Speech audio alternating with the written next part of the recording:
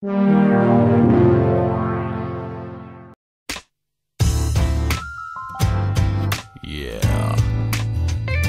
Who wants to hear a story? I know I do. Hey you, sitting there with nothing to do, why don't you come over here and maybe try something new? Yes you, don't waste your time just planting your seeds. Let's partake in FlameAmigo619 Reads. You gotta pick, he'll read ya, hilarity he'll feed ya, or maybe deep emotions, whatever the feeling doesn't matter. Either solo or with friends, we're going on a trip to faraway places, or maybe not, just take a tip from me. He does have some standards, they're not far-fetched, it's a stretch, so keep that in mind, don't be a bitch. So kick up your feet, find something comfy to sit in, and enjoy the show. Now let us begin. It's time. It's time for the finale that you have all been waiting for. And after this, we're just gonna vanish off into the sunset, because this is the way we have to go. Welcome! Really? Really? You just had to fucking do that. You just had to fucking ruin that. Yes, I did! I am your cult of personality, ToonKriticY2K. We are here for Episode 3 of Animal Crossing, Welcome to Camp. You know everybody in here. We don't need a proper introduction because everybody says we waste our time with it, so let's go. And by the way, if you haven't seen Episode 1 and 2, you might want to stop and go watch them now. Because trust me, shit is going to get even more real in this. Part 10, Weighted Companion Box, Pro Box version. I know I shouldn't look. In my head I went back and forth a million times. Should I look? Could I go on without knowing? I must have thought about it for almost 20 minutes, but it felt like 3 days. In my wildest fantasies, I just couldn't convince myself that anything good could possibly be in that box. But I'm just human, and whoever tied this to a balloon knew it. I peer cautiously into the box's depths, awaiting my one good eye to confirm my frantic suspicions. A severed limb, an AWOL organ, a whole fucking head lurking at me askew. My heart raced as I glimpsed inside to see the contents. A thick red goo covered the bottom, bulbous chunks providing some unwelcome depth. I could feel my adrenaline kick in. I blinked, confused. Some cracked glass? A black metal frame and a power cord? If I didn't know better, I'd say someone had put a lava lamp in here and it busted in the fall. It was a lava lamp. What? This was Penny's last gift? Wait a second, you have to weigh the balloon down to keep it from flying off. On a hunch, I began to feel my way through the lamp's sludge when my fingers wrapped around something unexpectedly heavy and smooth. It was a key, and it had Nook's symbol on it. The burden of the anticipated horror I had been carrying lightened an ounce. Could Penny possibly still be out there, being held captive, being tortured? Stop it, I had to focus. So this is how Penny got into the shop last night. I wonder how she managed to snag it. It had only been about a week, but it seemed like a lifetime ago. Screw the raft. I was taking the express route. I don't even know how to build a raft. It really was Nook's key. It was in the middle of the day, but Nook had locked up his shop tight, which was suspicious because I still hadn't seen a single resident in town. I unlocked it, and it slid open with a familiar whoosh. Even with light shining through the windows, it was unsettling to be in Nook's store alone. My nerves were tingling at the very real possibility that I was walking into a trap. Were animal people going to start swarming out of hidden panels to give me another beating? Something told me they wouldn't. It didn't add up. What was going on around here? And it didn't take long to find the secret passage. After a few minutes of wandering around, I had the thought to push the large green dollar sign on his cash register. A small trap door popped open on the floor in front of me. Predictable. A narrow ladder led into ominous pitch abyss. If it had been me instead of Penny that night, I would have promptly turned around and gone back to talking to my gyroids. But I wasn't the same Billy anymore. I didn't even care about escape anymore. The only thing I wanted was to see Penny, and if that was impossible, I shuddered. I was going to see blood. I looked around the store and noticed that Nook had a camping lantern on sale today. 5-finger discount. I was lucky it came preloaded and I flicked it on to its woefully inadequate brightest setting. I looked over the side of the opening into the murky darkness. It smelled like wet earth and rotting plants. With the sun beating down outside, it was surprising to be somewhere this cold. The tunnel was short and crude, at least, with roots and earthworms dotting the earthen walls. My palms were clammy. I tightened the grip on my axe. I was going to see how deep this rabbit hole went. An old fear gripped me, but it was quickly replaced with new determination. I was a new Billy. I guess this was as good as any time as any to, well, I realized it was just us, no hope of escape. He looked genuinely surprised to see me. I squared off with that son of a bitch, my arch nemesis, the cause of all my pain and suffering, axe trembling in my unsteady hands. I'll kill you, Nook. I'm not afraid of you anymore. He just stood there, motionless. He stared me in the eyes. I could tell he was trying to make a decision. An immeasurable moment passed between us before he replied, shoulders visibly slumping. Do it. I won't stop you. I took a step forward, waiting for the other shoe to drop. It had to be a trick, but it was now or never. I took another step and swung with the untrained wrath of a furious 8-year-old fighting for his life. The unexpected heft of the axe carried me off balance into the tunnel wall, the blade falling short and biting into Nook's leg. He dropped to the dirt, motionless. Crimson gushed from the deep gash in his thigh, and my stomach did somersaults at the sight of drawn blood. Fuck you! Fuck you! What the hell are you doing? Come on, boy. Get it over with. No. What did you do to Penny? Where is she? Nook raised his head heavily, sweat hanging from his brow. He was clearly in excruciating pain. He braved a wry grin, sadness hanging from the edge of his mouth. You've been a pain in the ass since you showed up, Billy. Forget Penny. Just get out of here. That key will work on the boat on the west end of the island. Please! He sighed heavily, the sigh of a man letting go of whatever little he had left. In the faint light of the dropped lamp, I could make out his dilated raccoon eyes staring 1,000 miles away. His breathing had started to get heavy. We were building a resort. Half the crew quit because of those goddamn gyroids. We offered to pay double to anyone that would stay. It wasn't long before they started to turn into animals. Stop it! Just tell me where Penny is. Did she cross? Did you eat her? Shut up, Billy! Shut up, or kill me. It's your choice. Tears were starting to well up in my eyes. Tears that I thought had been lost permanently. There were over 100 of us, helplessly turning into these abominations. When you cross, you lose your mind for a little while, Billy. Things got bad. I had to lock up KK because he was attacking people randomly. Calling it the Lord of the Flies would be an understatement. Several separate gangs formed, and we did horrible things to each other for territory. That was a long time ago. Over time, you'll start to regain your memories, but you never forget what you've done. His eyes had become glossy. He suddenly stared right at me with a force that was almost tangible. I sent you those letters, Billy. I almost had an aneurysm. I choked on my strained reply. Liar! You're the leader! You're controlling everything! You just want to keep children here until they cross and then you eat them, you piece of shit! I read your papers. I read your journal. Eat you? I thought you were smarter than that. What?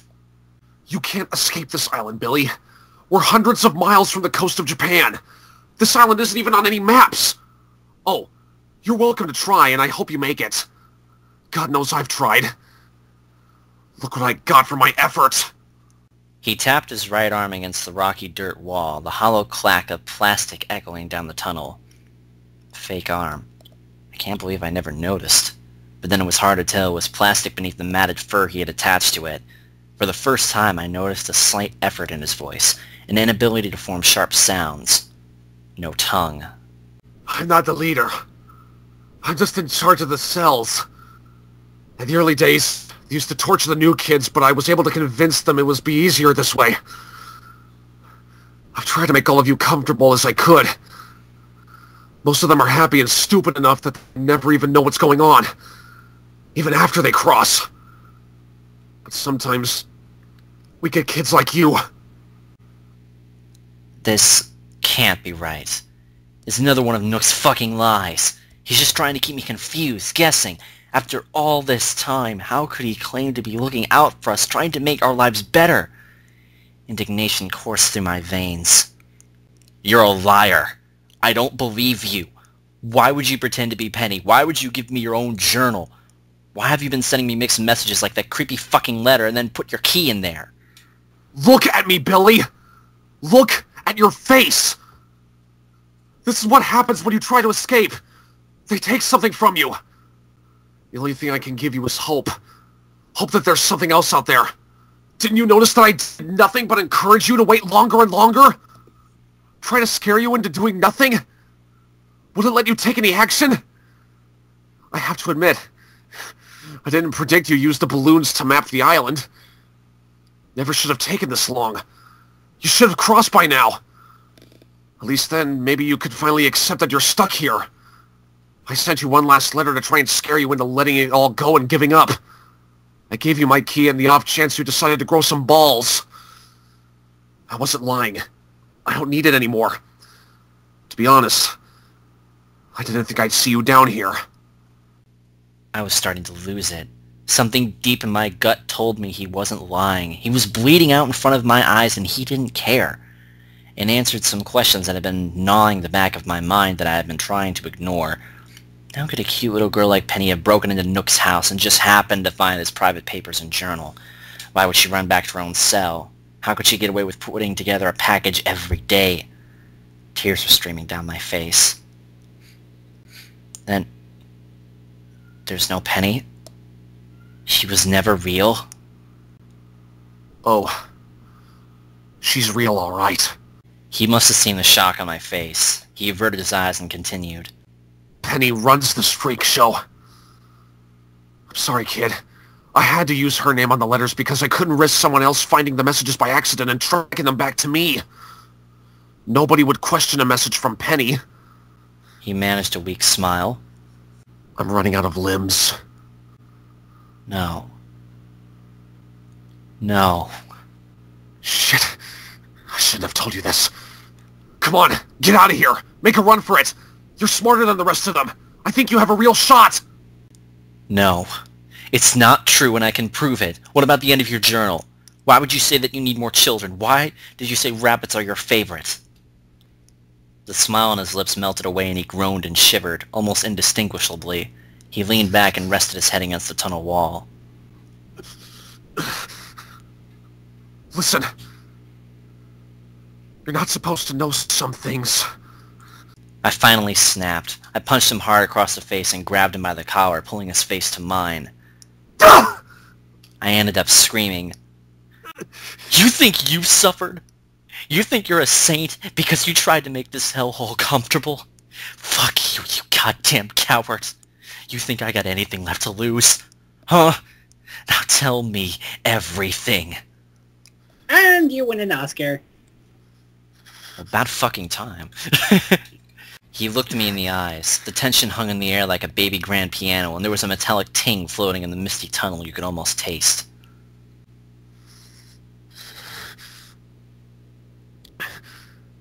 Penny was my wife. What? What? Done. Done. Done. What? Oh, just wait. Keep going. This is What? gonna get good. Come on. She was living with me on the dig site the whole time. She didn't cross over the same way the rest of us did. She never recovered. She lost her mind. Everyone is afraid of her. They do whatever she says. The things she did to some of the other animals. She skinned some of them alive and wore their... He trailed off for a fraction of a second. I think her cancer messed with the crossing. She was terminal. The only reason I bought this place is because we wanted to live the rest of our days in comfort on a tropical paradise. This was going to make us enough money to never have to worry about her medical bills again. It was all for her. She had a full team of round-the-clock doctors we paid to keep on the island. They all crossed too. Then something happened that surprised me more than I thought was possible anymore. Nook began to sob. This wasn't the Nook I knew. This wasn't the Nook I wanted dead. This was a broken man named Tom.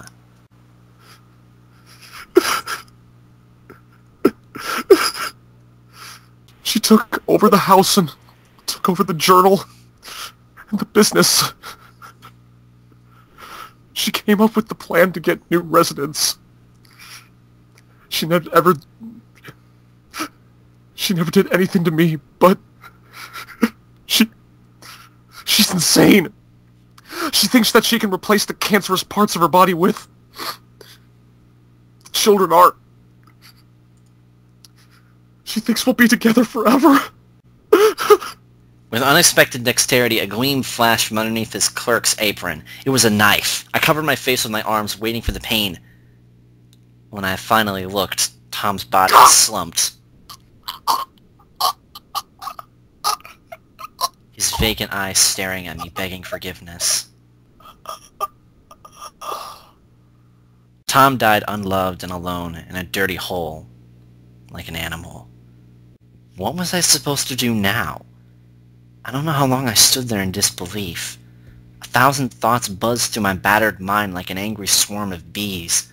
Memories of those horrid months of my life flashed like a slideshow behind my eyes. One in particular stood out. I think it's time to finally meet Penny. Part 11. Trick Question. I realized how alone I really was. In the beginning, there was still the hope that I could connect to some of the other residents. Then I had the gyroids, as misguided as that was. At least I could pretend. Then Penny. And now I realized that the man I had hated this whole time was my only friend. And I had practically killed him myself. Maybe I could escape. Maybe I'd be luckier than Tom and get away in the night, travel hundreds of miles in the right direction without running out of fuel, and land in a foreign country that could send me back home. Maybe. Or I could be caught, mutilated, and sent back to camp to wait for some crazy bitch to come take my organs. No, there was only one way out of here. I used the map Penny sent me of the island's underground to find my way to the house in the middle of the island. To call it a house is an understatement. It was a mansion, and I came up from the tunnel to see it from the back, its ominous silhouette accentuated by a halo of occluded sunlight. That's a lot to swallow. On the other side of the house, I can make out the murmur of a large gathering, the kind of low din a mob makes. I wonder if that's where all the residents had gone and why they were here. Even sneaking around to look would have been suicide. Lucky for me, a back door hung open like the mouth of a giant angry gyroid waiting to swallow me up. Did Tom leave the store open for me? There was no going back now. My hands hurt from the death grip I had on my axe. The house was a complete disaster. Trash covered the floor, and previously elegant furniture was smashed into pieces and pushed up against torn wallpaper. No lights were on in the gloomy foyer. The house appeared to have the same layout as all the other ones they built in camp, but this one was much larger. I knew where Penny would be. I made my way up to the 3rd floor. The bedroom door hung slightly ajar, and from inside I could hear the shuffle of movement. Through the crack I could make out 2 large French doors in front of the room that were open to a balcony. It looked as though Penny was about to make an announcement to the crowd like some kind of deranged dictator. The hair on the back of my neck stood up. Was I really going to do this? I didn't even know what I was going to do. Run in there, chop her into tiny pieces, and try to make it back into the tunnels without anyone seeing me? There was no rational course of action left. There was just action. My arm reached for the door and it creaked aside. I saw her. She was sitting at a dresser, fixing her face. Tom, dear? Is that you? Did you bring the boy I told you to fetch? Did you hurt him? Her voice shifted from a rational person to someone who had seriously lost their mind, with the sort of gleeful malevolence found only in comic books. She turned slightly and caught my eye in her mirror. I almost fainted. Her face was falling apart. It was clear a hideous disease was eating her alive. Her eyes were wrong. One was the dark black marble you'd expect of a mouse, but the other what? Oh, shit. It was my eye. I felt dizzy and the room started to spin. My legs were about to buckle. At the last second, I pulled myself back together. I prayed that this would end quickly, one way or the other. I stumbled on my words. I wasn't even sure what reaction I was trying to get. Tom's dead. I killed him. Dead? Phooey. That rascal's always getting into trouble. Now, where am I supposed to find a child whose favorite animal is a raccoon? Maybe Nebraska. She didn't even care. She had completely lost it. I have to kill you, Penny. I brandished my axe as menacingly as a dirty, malnutritioned child could muster. At this point, a shout went up from the crowd below. All eyes had turned to the drama playing out in the bedroom. Yes, dear, that's fine. In a little bit. We can't keep the crowd waiting, can we? No, we can't. It's a good thing you showed up. My heart seized up. Oh God, what have I done? Tom knew what was going on here. He told me to run because he knew everyone had gathered here and it would be a long time before they started to look for me. I had a real shot, he said. He knew what was going to happen here and it was so horrible he'd rather be dead than play any part in it. I was so focused on the hideous freak that Penny had become that I hadn't noticed her personal guard dogs looming in the shadows behind me. They grabbed my arms with unusual strength, twisting the axe from my hands. It fell harmlessly to the floor with a dull thud, and I stared at it like a skydiver with a faulty parachute. Come on, Billy. This will be fun. The guards dragged me downstairs while Penny addressed the crowd from her balcony. I could hear her voice muffled through the walls of the house, but it was hard to make out complete sentences. What I could make out was this. She was very upset about her documents and journal being stolen. She didn't know who did it, but she was going to find out, and I was going to help. She ordered everyone to line up. We emerged from the front of the house, the sharp sunlight making the figures before me indistinguishable and blurry until my eyes had adjusted. In front of me was a long row of children, most crying, some expressionless. Some were missing legs or ears or other pieces I couldn't plainly see. They were being held against their will by their respective guard dogs, the residents of each camp watching from behind. I tried not to fall apart, but I had a terrible premonition that I knew what was going to happen. Penny screamed to me like a banshee from the balcony. Well, Billy, would you be so kind as to tell me which one of your friends here stole my belongings? She didn't know. She couldn't understand that Tom betrayed her and now somebody was going to suffer for his actions. There was no time left to think. It was me. I did it. Leave them alone. Leave them alone. Poor, brave Billy. You've already paid for your crime. Don't make me add lying to your list of punishments.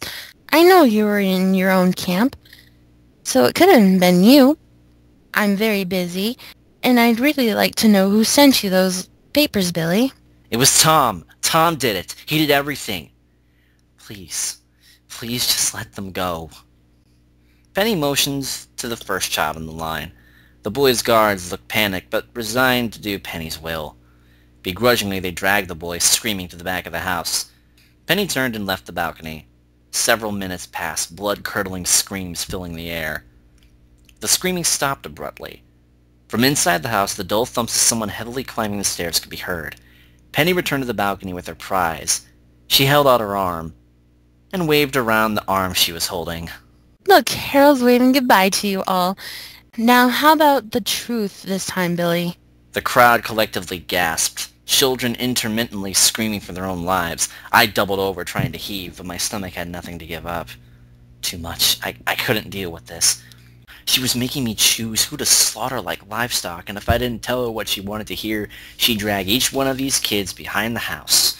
She was making a show of this, so nobody would ever cross her again. Well, think carefully this time, won't you? My mind was blank. We were all gonna die here, gutted by an insane monster until no one was left. Then they'd ship in a new batch of children. And it would go on forever. Part 12. All's Well That Ends. For the first time I didn't have any options, no hopeful plan or bed to hide in. Penny knew it wasn't me that took her papers. She didn't believe it was Nook. I don't even know who she thought did it, but if I guessed wrong, she'd keep killing until I guessed right. Or there was no one left. I don't know if I could live with that. And then what would she do to me? Thoughts flew through my head like bullets, but were inevitably rejected like golf balls off of a brick wall. I didn't know what to do, and seconds passed like eons.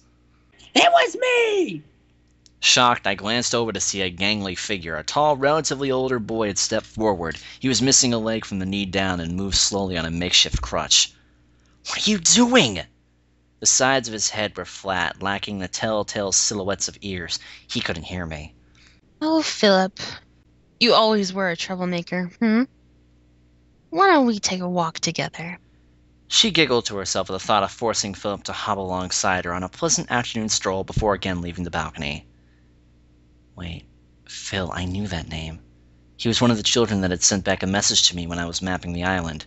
No guards dragged him along. As he shambled past and caught my eye, there was the briefest hint of a grin on his lips. I was beginning to think that everyone had lost it when I realized that Phil had a plan of his own. But whatever Phil was planning to do wouldn't work. Penny would never believe that this boy, barely able to round the corner of the house, was capable of breaking in at night and running off with their documents. "Philip, don't!" And he was already gone. The entire crowd was mesmerized, staring into the empty side lot where Philip had disappeared from sight, waiting for screams or for Penny to appear again from the balcony. And then what? We'd choose another sacrifice and go on like this into the night? This is the closest thing to a shot in hell I'd ever have, and my body reacted before my brain could tell it to stop. I spontaneously twisted from the grip of the guard who had himself become transfixed by the anticipation of the scene and made a break for a side where Philip had disappeared. Maybe between the two of us we could overpower the deranged mouse. Maybe without her canine entourage we stood a chance. We didn't. I turned the corner to see Penny hunched over the boy like a vulture. Both figures were covered in blood, but one was not moving. Philip was dead, yet the blood was not entirely his. On the ground beside Philip was his crutch, the end of which had been sharpened to a dull point. I hadn't noticed before. In Penny's side a deep gash oozed inhumanly thick, dark blood, and the sound of footsteps behind her she had stopped what she was doing to look. She had been digging through his chest with her clawed arm like a gleeful child rooting through a discount bin of video games, looking for organs she'd like to keep and tossing the rest haphazardly to the ground around her. My sight suddenly went black, as if to save me from the inescapable trauma, but in truth it was because guard dogs had plowed into me from behind, knocking me to the ground. The key in my pocket dug heavily into my thigh before springing freely onto the dirt. As my vision returned, I was shocked by Penny's gruesome visage hovering over me, key in hand, eyes blazing. Where did you get this, boy? There was nothing to say. Penny grasped me with uncanny strength for a mouse with a gut wound and literally dragged me through the mud, through the back entrance of the house and up the stairs. She shrieked to the guards. Stay! Back in the bedroom, she propelled me with superhuman force against a wall, and I slumped to the floor. She closed the doors to the balcony and rushed at me, burying her claws deep into my shoulder to hold me in place. Her face pressed against mine, and my terror rose as I was forced to stare deeply into my own eye. Where is Tom? Why isn't he here? My voice cracked. Her clawed fist was cutting off my windpipe. Told you. Tom's dead. She slammed me hard against the wall. You can kill a fly, you weak waste of meat. Where's Tom? I don't know why I hadn't realized it sooner, but Penny wasn't unaffected by Tom's death. She just hadn't believed me until now. Vitriol was beginning to boil in my veins, and I exploded furiously. He killed himself. He killed himself because he couldn't stand the thought of having to live one more minute with a hideous failure of nature like you. He'd rather be dead than have to wake up every morning next to a monster. Penny's face suddenly twisted between unimaginable rage and emotional anguish before settling on something approaching neutrality. She let go of my punctured shoulder, small rivulets of blood trickling down my chest, and took a step back. Her voice buckled from that of a shrieking ghoul to an unfamiliarly human tone. He committed suicide? Because of me? I was transfixed by the emotional roller coaster playing out before me. Penny was looking past me now, her eyes glazed over, her thoughts 1,000 miles away. Tom, we were supposed to be together. You said it would only be for a few more days before they got here. Just a few more days. We were supposed to be together forever. Her face, distorted as it was, had begun to display the sincere appearance of regret. It was almost more disturbing than her wrath, which unexpectedly regained control as her gaze returned to me. A deranged grin overtook the corner of her mouth, like some unseen puppeteer had pulled it there. Do you know what I'm gonna do, Billy? I'm not gonna kill you. No, that wouldn't be fitting. I'm going to make you hurt forever. That's what Tom would want. I'm going to start with your hands and feet. Penny began listing the ways in which she would happily mutilate me for as long as possible. She had lost herself in bloodlust, dreamily gazing skyward, while she fantasized about every possible way she could make me suffer. It was terrifying, and I believed every word of it. But Penny had made a mistake. She was used to ruling with fear, and it had served her well for a long time. Penny never knew fear herself. She didn't know it the way I did. She didn't understand that she was a virus, and that every shot she injected me with built up my tolerance. This was her last shot, and it was a big one, but it couldn't kill me. I was the vaccine. My body had become a processing plant for adrenaline. As Penny continued to blather on about my torturous future, I slowly rose to my feet. My muscles were clenched so hard they ached. I finally did what I had been too afraid to do in the past, what Tom had been too afraid to do. Pushing off the wall, I dove at Penny, balled fists wailing at her malformed head, her stomach wound, her neck and shoulder, anything that presented itself a target. Utterly taken off guard by the assault, she stumbled backwards, trying to protect herself. An occasional swipe from her clawed arm would tear into clothes, leaving sharp gouges, but I couldn't feel a thing. She stumbled to the floor, a dumbfounded expression on her face. I pursued Penny, who had driven herself up against the doors to the balcony, and resumed my frenzy. She screamed in agony and crashed through the French doors, fresh hatchet wounds scoring her body. I lunged after her, slamming us both against the balcony railing. The entire population of the island stood below, overcome by the bloody spectacle. As I pressed onward with the grim melee, action became a blur. I no longer knew what I was striking, just that I couldn't stop. In one last blood-curdling moan, Penny lifted herself over the balcony, grasping around my waist and neck, and I toppled over with her, axe flung from my hand. We landed 3 stories below with a moist thud. Penny was crushed beneath me. Penny was not so lucky, as she had absorbed the full impact, plus my own weight. I raised myself to my knees and dropped my fist into her unprotected face heavily. I did it again, and again, and again, until it was nothing but bloody pulp. Her head tilted to the side, unmoving. Her face had been distorted beyond recognition from the thrashing, and my eye rolled freely from it. I picked it up and held it like I had won some sort of demented carnival prize. This is mine. The crowd gathered in a circle around the scene, mouths agape. The air hung heavily around us, soundless except for my weighty breathing. Pain was starting to seep back into my limbs when another sound floated in on the breeze, a low hum that seemed to pulse from an indeterminable distance. Residents began to look towards the sky, confused by the barrage of strange events that were throwing their world into disarray. Suddenly a shout went up from the far end of the crowd. Helicopter! Slowly, a dark speck on the horizon came into view, moving rapidly towards us until the trees around the house were disturbed by the hovering aircraft. I glanced nervously at the animal residents. Some had started to flee, some stood in a terrified stupor.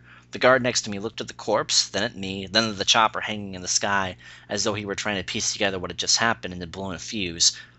I expected residents to start raining down upon me, avenging their leader, but the wrath never came. They just stood there blankly as the helicopter touched down on a large patch of grass in the mansion's front yard.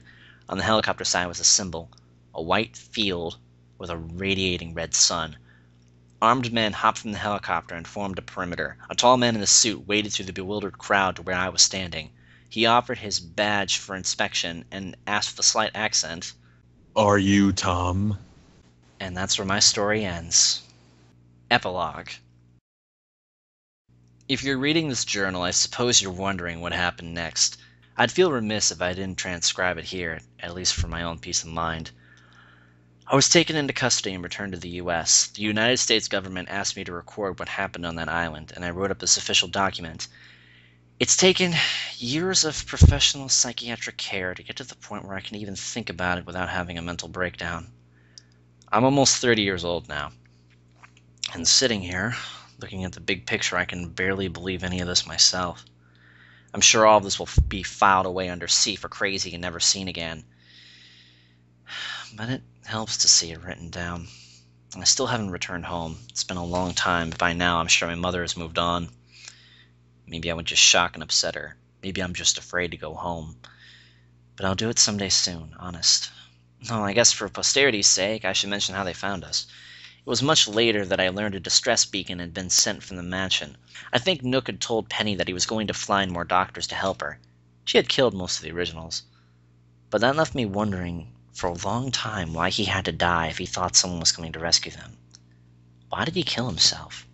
My psychiatrist says that when people experience severe trauma, they often validate their fears.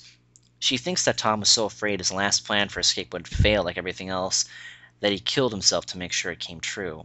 And I think that's bullshit. Tom died because he was past his breaking point. I had learned that Tom was my only real friend. What I didn't realize at the time was that it went both ways. I was his only friend as well. When Penny had ordered him to bring me to the mansion, he couldn't do it. He didn't want the memories. He didn't want the guilt. He didn't want the judgment. He took the easy way out. I was hooked into a government laboratory for months. They ran a lot of medical tests on me since my days on the island. There was something different about me. I was resistant to the gyroids. They aren't sure if the gyroids produce a biological or chemical reaction in people, or if there's some other explanation, some sort of undiscovered mystical power. But they were able to use samples of my blood to make a vaccine that seems to be relatively effective in combating it. Penny didn't cross right the first time. So when she had my eye implanted into her own head and she began to revert, her body rejected it. It was literally killing her. It made me wonder if she used to be even worse, even stronger. If she hadn't been weakened by the transplant, could I possibly have taken her down? Better not to think about it.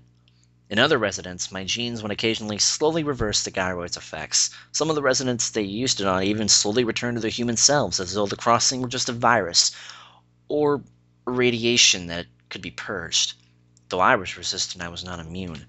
Nobody can tell me just how long it would have taken me to cross. Maybe months, maybe days. Some people say everything happens for a reason.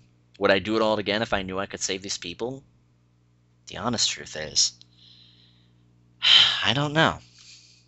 The island had been condemned. The Japanese military, not knowing what to do with the dangerous gyroid statues, began to ferry them out in small numbers to a particularly deep part of the ocean and sink them. I guess it's safer than keeping them in a lab or using them to develop weapons, but something occurred to me just recently. Even though they would only dispose of small numbers of the gyroids at a time, at the bottom of the ocean they must be piling up in large amounts. And I can't help but wonder, if they turn humans into animals, what do they turn animals into? The end.